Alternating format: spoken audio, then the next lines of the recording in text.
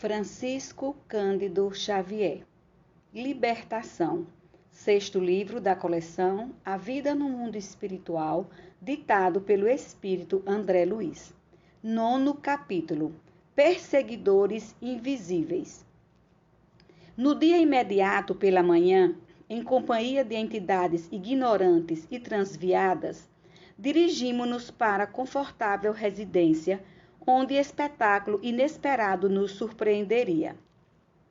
O edifício, de enormes dimensões, denunciava a condição aristocrática dos moradores, não só pela grandeza das linhas, mas também pelos admiráveis jardins que o rodeavam.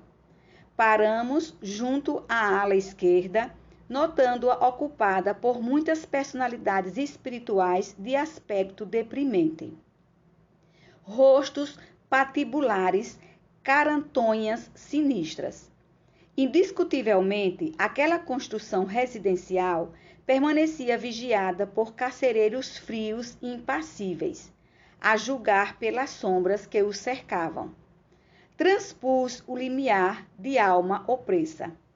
O ar jazia saturado de elementos intoxicantes. Dissimulei a custo o mal-estar, recolhendo impressões aflitivas e dolorosas. Entidades inferiores, em grande cópia, afluíram à sala de entrada, sondando-nos as intenções. De posse, porém, das instruções do nosso orientador, tudo fazíamos para nos assemelharmos a delinquentes vulgares. Reparei que o próprio Gúbio se fizera tão escuro, tão opaco na organização perispirítica, que de modo algum se faria reconhecível, à exceção de nós que o seguíamos atentos desde a primeira hora. Instados por Sérgio, um gaiato rapaz que nos introduziu com maneiras menos dignas, Saldanha, o diretor da falange operante, veio receber-nos. Pôs-se a fazer gestos hostis, mas ante a senha com que Gregório nos favorecera, admitiu-nos na condição de companheiros importantes. O chefe deliberou apertar o cerco? Perguntou ao nosso instrutor confidencialmente. Sim, informou Gúbio de modo vago. Desejaríamos examinar as condições gerais do assunto e auscultar a doente. A jovem senhora vai cedendo devagarinho, esclareceu a singular personagem, indicando-nos vasto corredor atulhado de substâncias fluídicas detestáveis. Acompanhou-nos um tanto solícito, mas desconfiado, e em seguida a breve pausa deixou-nos livre a entrada da grande câmara de casal.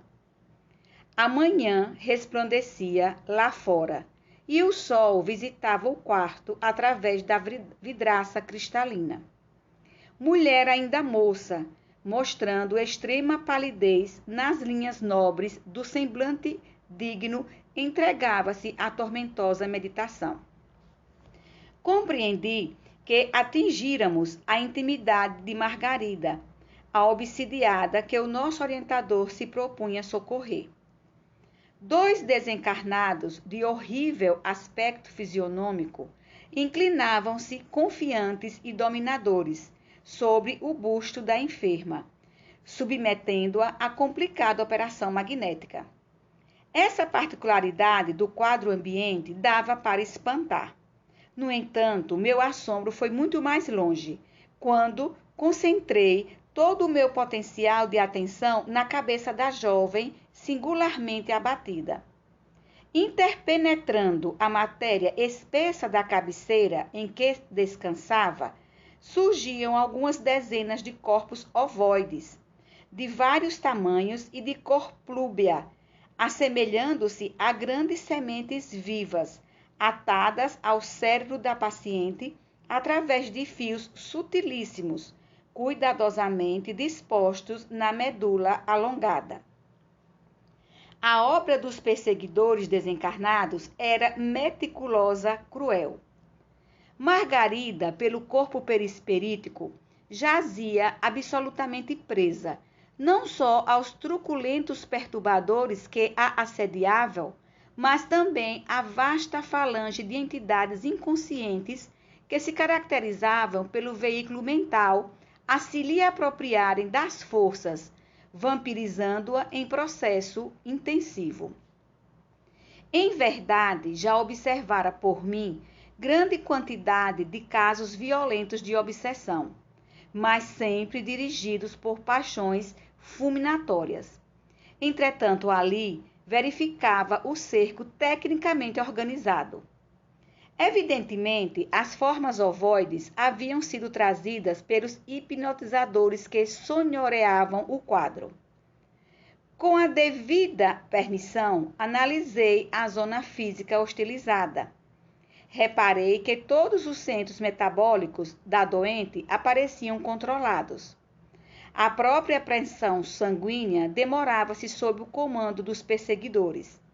A região torácica apresentava apreciáveis feridas na pele, e examinando-as cuidadoso, vi que a enferma inalava substâncias escuras, que não somente lhe pesavam nos pulmões, mas se refletiam sobremodo nas células e fibras conjuntivas, formando ulcerações na epiderme. A vampirização era incessante. As energias usuais do corpo pareciam transportadas às formas ovoides, que se alimentavam delas automaticamente num movimento indefinível de sucção. Lastimei a impossibilidade de consulta imediata ao instrutor, porquanto Gúbio, naturalmente, se estivesse livre, nos forneceria esclarecimentos amplos, mas concluí que a infortunada senhora devia ter sido colhida através do sistema nervoso central, de vez que os propósitos sinistros dos perseguidores se faziam patentes quanto à vagarosa destruição das fibras e células nervosas. Margarida demonstrava-se exausta e amargurada. Dominadas as vias do equilíbrio no cerebelo e envolvidos os nervos ópticos pela influência dos hipnotizadores, seus olhos espantados davam ideia dos fenômenos alucinatórios que lhe acometiam a mente, deixando perceber o baixo teor das visões e audições interiores a que se via submetida. Interrompi, no entanto, as observações acuradas, a fim de verificar a atitude psicológica do nosso orientador, que se arriscara à aventura para socorrer aquela senhora doente, a quem amava por filha muito querida ao coração. Esforçava-se Gúbio por não trair a imensa piedade que o senhoreava, diante da enferma conduzida para a morte. Dentro de minha condição de humanidade, reconheci que se a doente me fosse assim tão cara, não teria vacilado um momento. Movimentaria passes de libertação ao longo do bulbo, retirar-lhe-ia aquela carga pesada e inútil de mentes enfermecidas, e em seguida lutaria contra os perseguidores um a um. Nosso instrutor, porém, assim não procedeu. Fixou a paisagem aflitiva com inequívoca tristeza, mas logo após demorou o olhar bondoso em Saldanha, como a pedir-lhe impressões mais profundas. Secretamente tocado pelo impulso positivo do nosso dirigente, o chefe da tortura se sentiu na obrigação de prestar-lhe informações espontâneas. Estamos em serviço mais ativo há 10 dias precisamente, elucidou resoluto. A presa foi colhida em cheio e felizmente não contamos com qualquer resistência. Se vieram colaborar conosco, saibam que, segundo acredito, não temos maior trabalho a fazer, mas alguns dias e a solução não se fará esperar. A meu ver, Gúbio conhecia todas as particularidades do assunto, mas, no propósito evidente de captar simpatia, interrogou. E o marido? Ora, esclareceu Saldanha com escarninho sorriso. O infeliz não tem a menor noção de vida moral. Não é mau homem. Todavia, no casamento foi apenas transferido de gozador da vida a homem sério. A paternidade constituir-lhe-ia um trambolho, e filhinhos, se o recebesse, não passariam para ele de curiosos brinquedos. Hoje conduzirá a esposa à igreja. E reforçando a inflexão sarcástica, acentuou: vão à missa na esperança de melhoras. Mal acabara a informação, tristonho e simpático cavalheiro, em cuja expressão carinhosa identifiquei de pronto o esposo da vítima, entrou no aposento, com ela permutando palavras amorosas e confortantes. Amparou-a prestimoso e ajudou-a a vestir-se com esmero. Decorridos alguns minutos, notei apalermado que os cônjuges, acompanhados por extensa súcia de perseguidores, tomavam um táxi na direção de um templo católico. Seguimos-los sem detença. O veículo, a meu ver, transformara-se como que num carro de festas carnavalesca. Entidades diversas aboletavam-se dentro e em torno dele, desde os paralamas até o teto luzente. Minha curiosidade era enorme. Descendo a porta de elegante santuário, observei estranho espetáculo. A turba de desencarnados em posição de desequilíbrio era talvez 5 vezes maior que a assembleia de crentes em carne e osso. Compreendi logo que em maior parte ali se achavam com o propósito deliberado de perturbar e iludir. Saldanha encontrava-se excessivamente preocupado com as vítimas, para dispensar-nos maior atenção, e, intencionalmente, Gúbio afastou-se um tanto em nossa companhia, a fim de confiar-nos alguns esclarecimentos. Penetramos o templo, onde se comprimiam nada menos de 7 a 8 centenas de pessoas. A algazarras dos desencarnados ignorantes e perturbadores era de ensurdecer. A atmosfera pesava.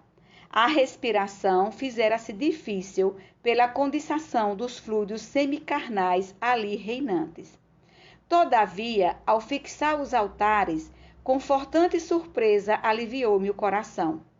Dos adornos e objetos do culto emanava doce luz que se espraiava pelos cimos da nave visitada de sol. Fazia-se perceptível a nítida linha divisória entre as energias da parte inferior do recinto e as do plano superior. Dividiam-se os fluidos à maneira de água cristalina e azeite impuro num grande recipiente. Contemplando a formosa claridade dos nichos, perguntei ao nosso instrutor: que vemos? Não reza o segundo mandamento trazido por Moisés, que o homem não deve fazer imagens de escultura para representar a paternidade celeste? Sim, concordou o orientador. E determina o testamento que ninguém se deve curvar diante delas. Efetivamente, pois, André, é um erro criar ídolos de barro ou de pedra para simbolizar a grandeza do Senhor, quando nossa obrigação primordial é a de render-lhe culto na própria consciência. Entretanto, a bondade divina é infinita, e aqui nos achamos perante a apreciável quantidade de mentes infantis. E sorrindo acrescentou: quantas vezes, meu amigo, a criança acalenta bibelôs a fim de preparar-se convenientemente para as responsabilidades da vida madura? Ainda existem na terra tribos primitivas que adoram o Pai na voz do trovão e coletividades vizinhas da taba que fazem de vários animais objeto de idolatria. Nem por isso o Senhor os abandona. Vale-se dos impulsos elevados que elas lhes oferecem e socorre-lhes as necessidades educativas. Nesta casa de oração, os altares recebem as projeções de matéria mental sublimada dos crentes. Há quase um século, as preces fervorosas de milhares deles Aqui envolvem os nichos e apetrechos do culto. É natural que resplandeçam. Através de semelhante material, os mensageiros celestes distribuem dádivas espirituais com todos quantos sintonizem com o plano superior. A luz que oferecemos ao céu serve sempre de base às manifestações do céu para a terra. Ante ligeira pausa, alonguei o olhar pela multidão bem vestida. Quase todas as pessoas, ainda aquelas que ostentavam nas mãos delicados objetos de culto, revelavam-se mentalmente muito distantes da verdadeira adoração à divindade. O halo vital de que se cercavam definia pelas cores o baixo padrão vibratório a que se acolhiam. Em grande parte, dominavam o pardo escuro e o cinzento carregado. Em algumas, os raios rubros-negros denunciavam cólera vingativa que aos nossos olhos não conseguiriam disfarçar. Entidades desencarnadas em deplorável situação espalhavam-se em todos os recantos nas mesmas características. Reconheci que os crentes elegantes, ainda mesmo que desejassem orar com sinceridade, precisariam despender imenso esforço. A liturgia anunciou o início da cerimônia, mas, com grande assombro para mim, o sacerdote e os acólitos, não obstante se dirigirem para o campo de luz do altar-mor, envergando soberba vestimenta, jaziam em sombras, sucedendo o mesmo aos assistentes. Entretanto, procedendo de mais alto, 3 entidades de sublime posição hierárquica se fizeram visíveis à Santa Mesa, com o evidente propósito de ali semearem os benefícios divinos. Magnetizaram as águas expostas, saturando-as de princípios salutares e vitalizantes, como acontece nas sessões de espiritismo cristão, e em seguida passaram a fluidificar as hóstias, transmitindo-lhes energias sagradas à fina contextura.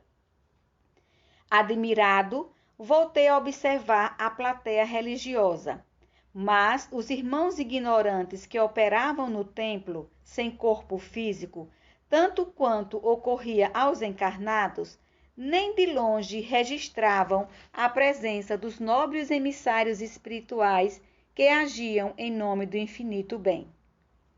Reparei, através do halo de muita gente, que determinado número de frequentadores se esforçava por melhorar a atitude mental na oração. Reflexos arroxeados, tendendo a vacilante brilho, apareciam aqui e acolá. Contudo, os malfeitores desencarnados propositadamente se postavam ao pé dos que se candidatavam à fé renovadora e reverente, buscando conturbá-los. Não longe, fixei a atenção numa senhora que acompanhava o sacerdote com o manifesto desejo de receber a bênção celestial. Os olhos úmidos e os tênues raios de luz que se projetavam da mente diziam da sincera aspiração à vida superior, que naquele instante lhe banhava o pensamento devoto. Entretanto, 2 transviados da esfera inferior, percebendo-lhe a esperança construtiva, tentavam anular-lhe a atenção, e segundo o que me foi permitido verificar, lhe sugeriam reminiscências de baixo teor, inutilizando-lhe a tentativa. Voltei-me para o orientador, que prestimosamente explicou. A história de gênios satânicos atacando os devotos de variados matizes é, no fundo, absolutamente verdadeira. As inteligências pervertidas, incapazes de receber as vantagens celestes, transformam-se em instrumentos passivos das inteligências rebeladas, que se interessam pela ignorância das massas, com lastimável menosprezo pela espiritualidade superior que nos governa os destinos. A aquisição de fé, por isto mesmo, demanda trabalho individual dos mais persistentes.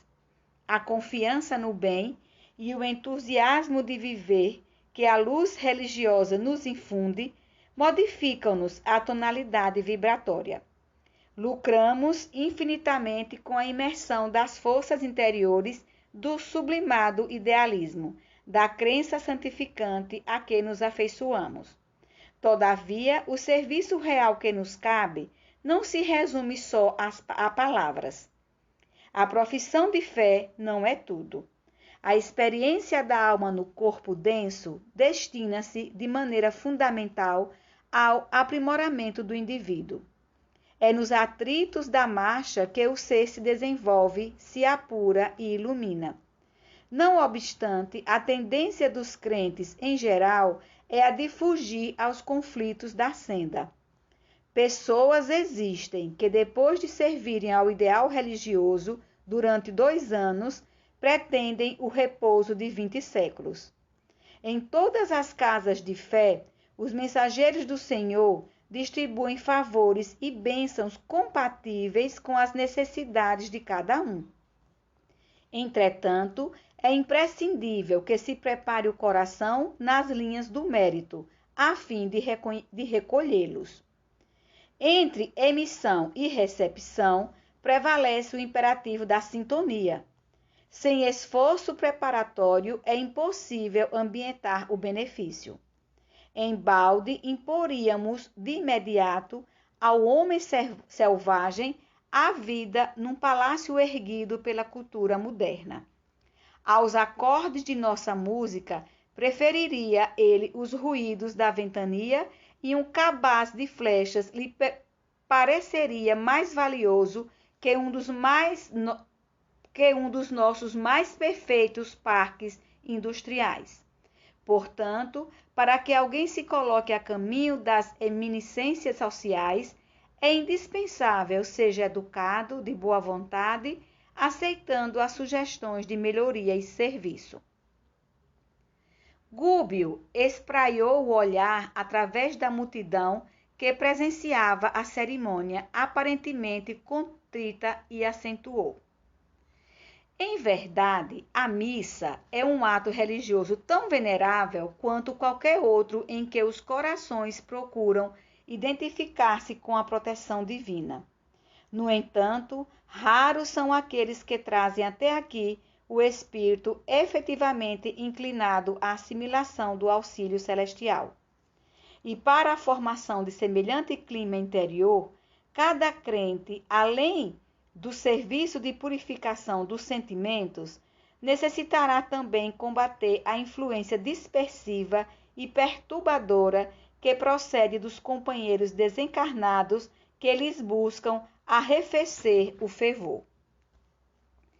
Continuou Gúbio a prestar-nos valiosos esclarecimentos alusivos à solenidade, enquanto a missa se encaminhava para a fase final.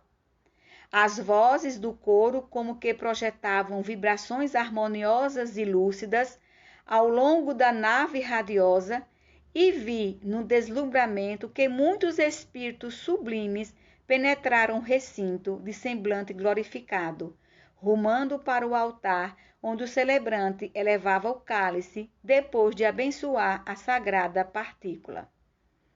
Intensa luminosidade fluía do sacrário, envolvendo todo o material do culto, mas, surpreendido, reparei que o sacerdote, ao erguer a oferta sublime, apagou a luz que a revestia com os raios cinzentos escuros que ele próprio expedia em todas as direções. Logo após, quando se preparou a distribuir o alimento eucarístico entre os 11 comungantes que se prosternavam, humildes, à mesa adornada de alvo linho, notei que as hóstias no prateado recipiente que as custodiava eram autênticas flores de farinha coroadas de doce esplendor. Irradiavam luz com tanta força que o magnetismo obscuro das mãos do ministro não conseguia inutilizá-las.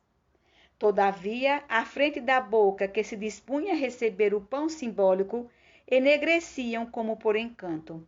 Somente uma senhora, ainda jovem, cuja contrição era irrepreensível, recolheu a flor divina com a pureza desejável. Vi a hóstia qual foco de fluidos luminescentes atravessar a faringe, alojando-se-lhe a claridade em pleno coração. Intrigado, procurei ouvir o instrutor, que, muito ponderado, elucidou sem delonga. Aprendeste a lição? O celebrante, apesar de consagrado para o culto, é ateu e gozador dos sentidos, sem esforço interior em sublimação própria. A mente dele para longe do altar. Acha-se sumamente interessado em terminar a cerimônia com brevidade, de modo a não perder uma alegre excursão em perspectiva.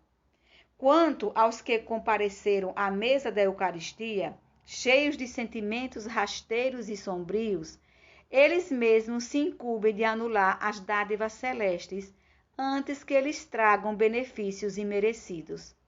Temos aqui grande quantidade de crentes titulares, mas muito poucos amigos do Cristo e servidores do bem.